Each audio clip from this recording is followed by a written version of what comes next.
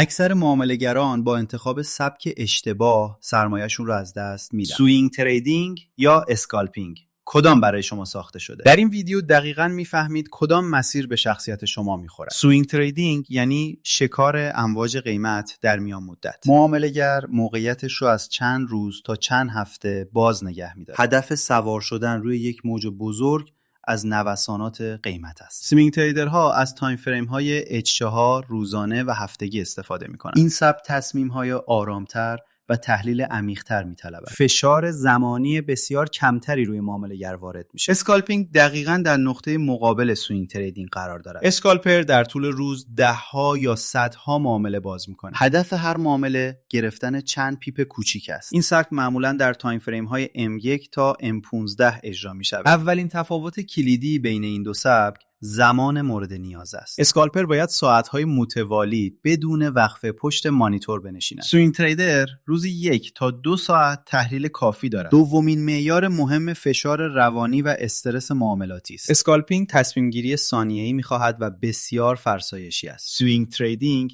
فضای تنفس بیشتری به ذهن شما می‌دهد. سومین معیار مهم، هزینه معاملات را جدی بگیرید. اسکالپر به خاطر معاملات زیاد اسپرد و کمیسیون بیشتری میپردازن. این هزینه‌ها میتونن سود کلی شما رو به کلی نابود کنن. سوینگ تریدرها اغلب نسبت ریسک به ریوارد 1:2 یا 3 دارن. با نرخ برنده پایینتر هم میتوان سودده بود. اسکالپرها به حجم بالاتری از معاملات برنده نیاز دارن. رویدادهای خبری بزرگ برای اسکالپرها بسیار خطرناکتر هستند. نوسانات ناگهانی میتونه استابلاس رو لمس کنه و ضرر سنگینی بزنه. سوینگ تریدر میتواند موقعیتش را قبل از اخبار مهم مدیریت کند. منحنی یادگیری در این دو سبک چقدر متفاوت است؟ هر دو سبک نیازمند تمرین جدی و مداوم هستند. اما اسکالپینگ به دلیل پیچیدگی فنی برای مبتدیان توصیه نمیشه. سرعت اجرا و دقت بالا در اسکالپینگ سالها تمرین میخواهد. اگر شغل روزانه دارید، سوینگ تریدینگ برای شما ساخته شده. اگر استرس بالا براتون طاقت فرساست،